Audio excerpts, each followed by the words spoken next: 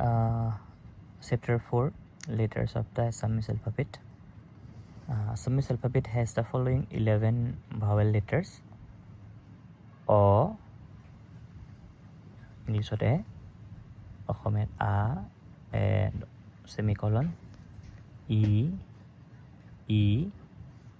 O, Ri, E, Oi, O. The teachers will give you the English Hindi equivalent of these examples. You may also be guided to use a bilingual also, Assamese English, English Assamese dictionaries. So oidi ki hobo? Oidi omita, omol, ochoy, ochom, okon, okol. ID am, an, ami, kham. Ita, iman, ipar, ihat, ifal. Igol, ishor, id.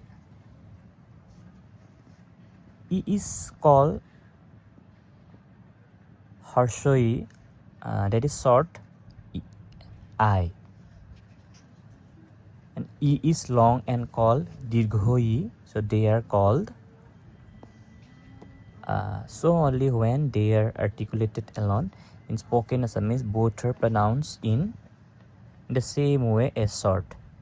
O, ur, uki, ul, ukil, upohar, upadhi. O,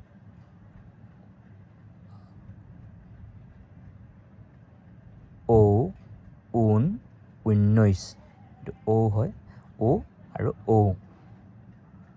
Un, unnoise. U short dot, U is short while O is long.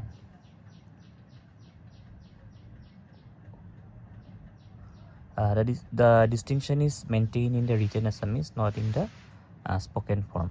So spoken form iman besi বৰ বেছি difference নাহে O হয় ৰি আছে ৰিডি ৰিন ৰিটু AD এক একে এপাৰ এফাল তো এ has a two variation in spoken language spoken এটা বেট এইটো এদিন কেতিয়া ঐডি ঐৰাৱত ঐতিহ্য ঐকিক ঐডি ওৰ ওচৰ উলক উমল উলা Uloom Odi, Otenga, Ohot. How to write the vowels letter? O, A, Harshoi, Dirghoi, Hosso, Dirgho, Ri, E, Oi, O.